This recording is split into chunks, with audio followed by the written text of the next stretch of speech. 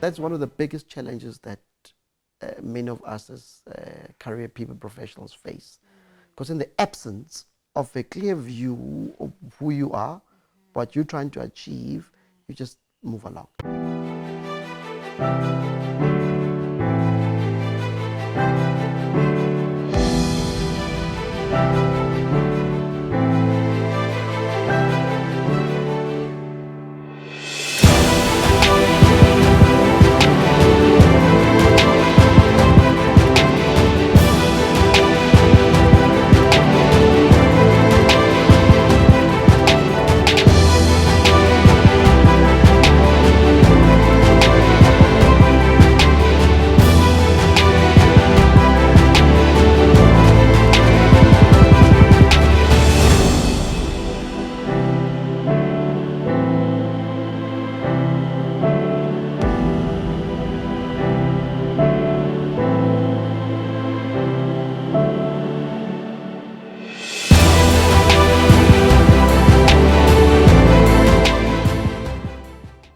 I'm pretty sure that there's a lot of people who are eyeing you on a daily, headhunters who are saying, this guy I need for the next business.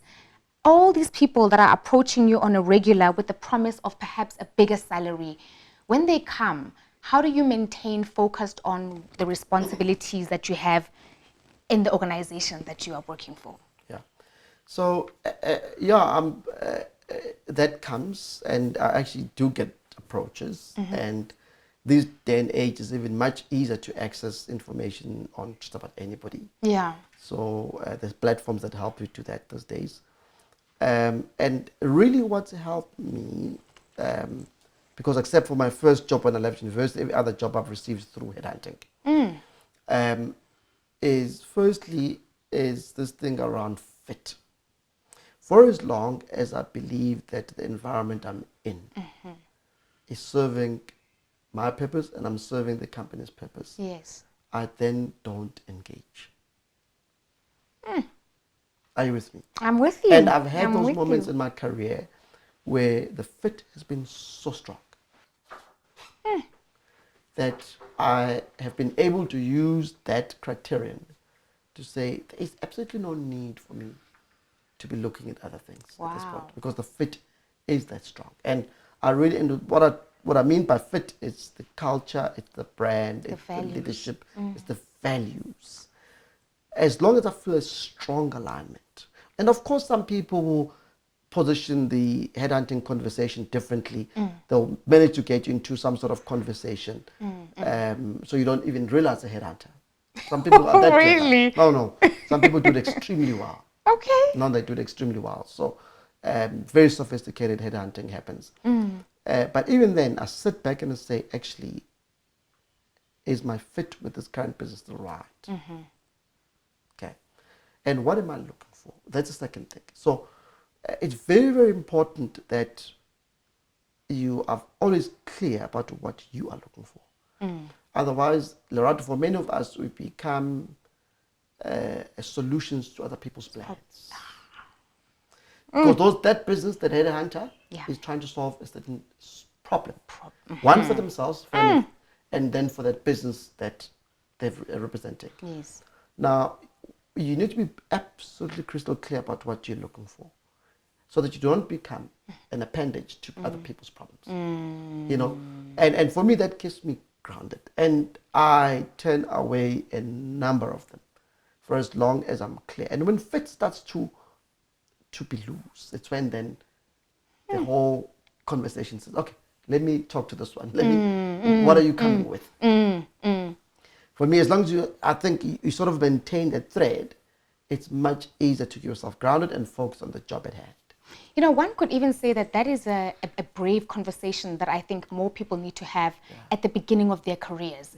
I think a lot of people go into the, I suppose, the corporate space or job hunting with the, I'm asking type of approach. I am grateful for any opportunity that is given to me, as opposed to saying, this is what I want out of the business. Absolutely. So from internship stage, that is where you need to be very clear that how can this business serve me and where I'm going with my career, Yeah. as opposed to, oh, I'm so grateful for anything that comes, Yeah. and you jump at every opportunity and you find yourself just moving on with everything that gets presented to you, Yeah. as opposed to you defining it from the get-go. And that's one of the biggest challenges that many of us as career people, professionals face. Because in the absence of a clear view of who you are, what you're trying to achieve, you just move along. But also, so I didn't mention this, so with every conversation I have with a headhunter, I turn it around. Okay. Say, this is what I want.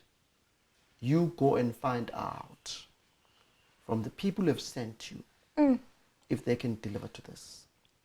If they can deliver to this, come back and have a conversation. Wow. Come back. Otherwise, if they cannot, so then the initial conversation is not about some sort of interview or some sort of competency-based interview. Yes. It's about, actually, you know what, the candidate wants 1, 2, 3, 4, 5. And what I mean by that's not necessarily money.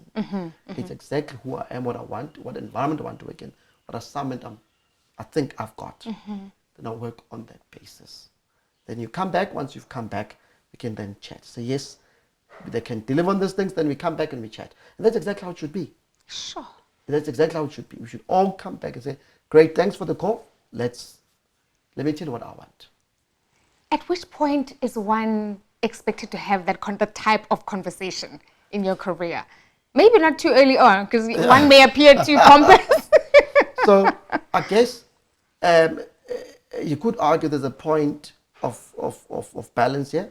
I think maybe except for the first 1 or 2 jobs in your life, in your career, once you've amassed some sort of experience and expectation, I think you can begin to do that. And I actually did that quite early in my career. Okay. Quite And that's early in my helped career. you. It's helped me tremendously.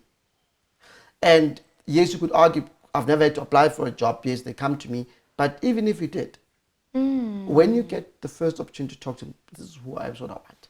Because what that does, it ensures early on a high level of synchronization between you and the business. And you know what you came here for. Yeah. And for as long as those things are in place, you stay. I'm in love, Bongani, with the notion of service. Yeah. I'm in love with the idea of purpose.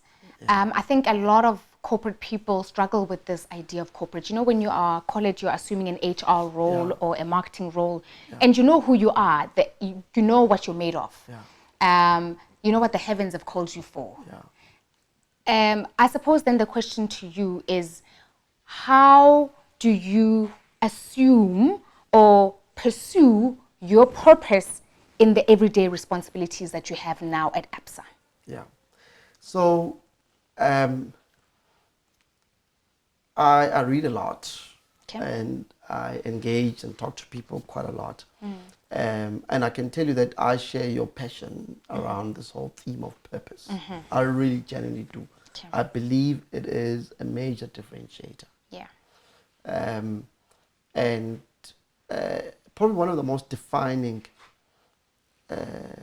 insights I've ever gotten into purpose comes from a book by Viktor Frankl. Men's Sexual Meaning. I love it. Love that book. Love it's it. Such a small book. I always tell people, and I've bought, by the way, often when I join teams, I buy my teams, my direct reports that book. Okay.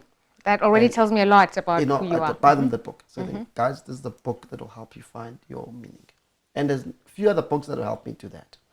And in there, he talks about the fact that all of us have got a specific assignment to achieve from which we cannot be replaced.